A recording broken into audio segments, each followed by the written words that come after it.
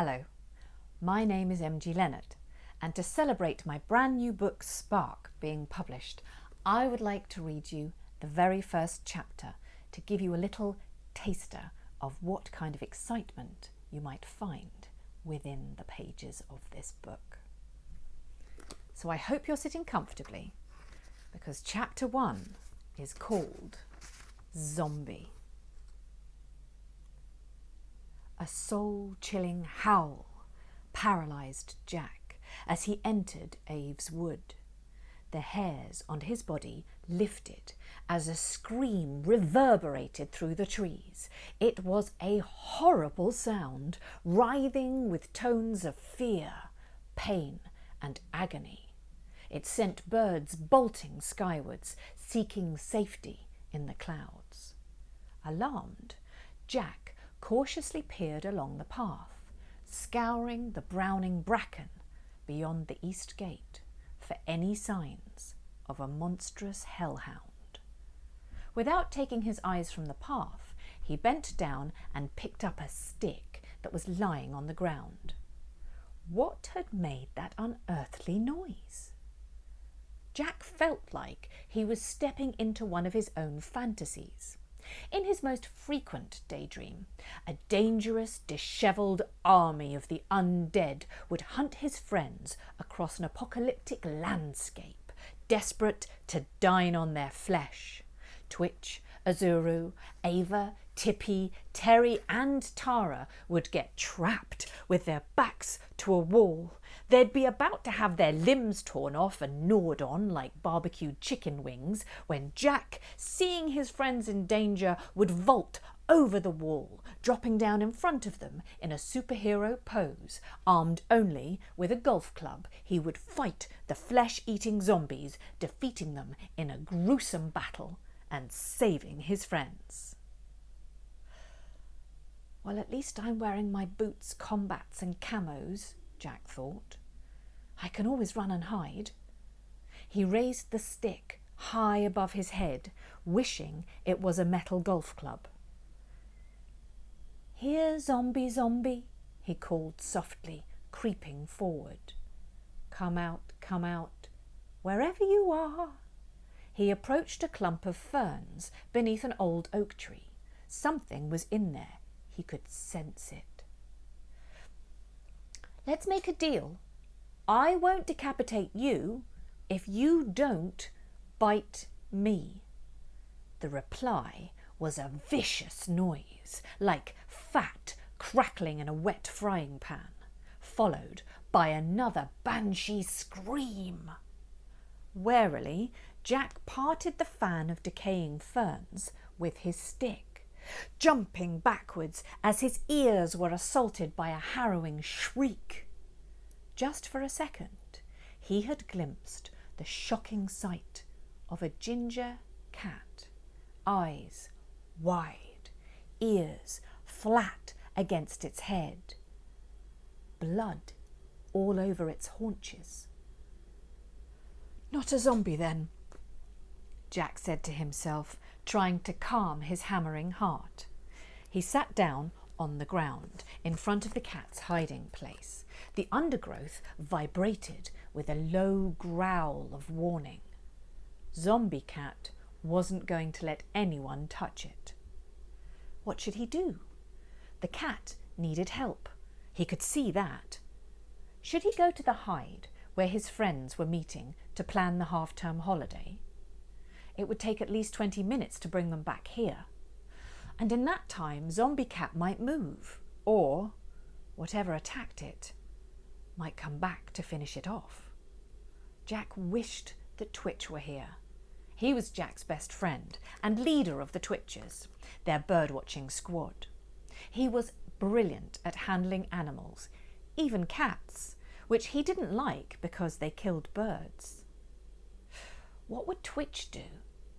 Instinctively, Jack knew the answer. Twitch would get the hurt cat to a vet as quickly as he could, even if it meant getting bitten, scratched, and missing the meeting with his friends.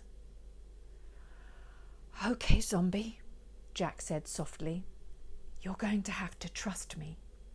He put the stick down as a gentle wind rustled the golden leaves around him. Rising to his knees, he parted the ferns with his hand.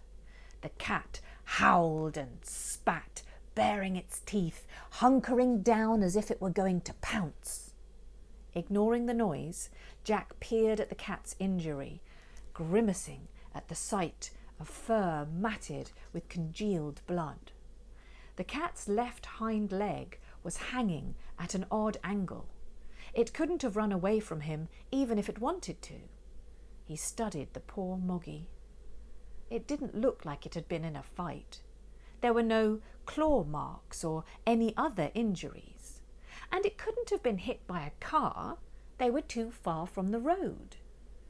A trail of flattened plants showed the way the cat had dragged itself into this hiding place. It must have been hurt in Aves Wood. But by what? Or who? If he left the cat here, Jack feared it would die. There was a vet on the Biddulph road, about a mile away outside town. Could he get the cat there? Hoping to spot something or someone useful, Jack looked around. He saw glossy hawthorn berries dangling from lichen-covered branches, butterflies and beasties feeding on overripe crab apples, but he couldn't see anything that would help him carry a petrified, injured cat. Twitch had taught him that the key to dealing with frightened animals was to be calm, firm, gentle, and swift. Wriggling out of his camo anorak, Jack pulled off his grey hoodie and put his coat back on, taking his gloves from his pockets. He tucked the hoodie into the neck of his coat, spreading the jumper across his chest, and pulled his gloves on. His heart was hopping about nervously. Closing his eyes, he inhaled the calming, earthy scent of autumn. He could do this. "Okay, Zombie, I'm going to pick you up now." Jack flattened the ferns, and Zombie shrank into a defensive posture, snarling at him. "Please don't attack me, Zombie. I'm trying to help." His words had no effect on the distressed cat. "Oh, yikes," he muttered to himself. "This is going to hurt." Before he could overthink, Jack leaned forwards, placing his hands around the cat's middle, careful not to touch its injured hind quarters. He lifted it swiftly, hugging its head and front half under his right armpit, keeping the injured end of the animal up. The cat clawed at him wildly. Jack's coat and hoodie protected his ribs, but he sucked in air as one of Zombie's razor-sharp talons caught him across the forearm, raking his skin. Oh, a sickening waft of poop told him that the cat had soiled itself, and a wave of nausea turned Jack's stomach. But he didn't have time to worry, because Zombie was wriggling and spitting, trying to escape. "It's all right, Zombie," Jack said, struggling to keep hold of the cat. He manoeuvred his right arm so that it pinned the cat against him, and using his teeth, he freed the hoodie from the neck of his coat, letting it drop over the cat's head so that it enveloped the feline and hid the world. He kept its injured backside lifted, touching nothing. Jack stared at the cat's thigh, which was oozing blood. He could see a hole. Was it made by a bullet? Had someone shot Zombie? He was horrified. Who would do a thing like that? Rising to his feet, Jack half walked, half jogged, with bent knees, moving as smoothly and swiftly as possible along the familiar paths of Aves Wood. He hurried across Crowther Bridge, over the canal, and came out on the Biddvale road. With a sickening jolt, he suddenly realised the cat had stopped struggling. Terrified that Zombie might be dying in his arms, Jack raced up the road. And that's the end of chapter 1.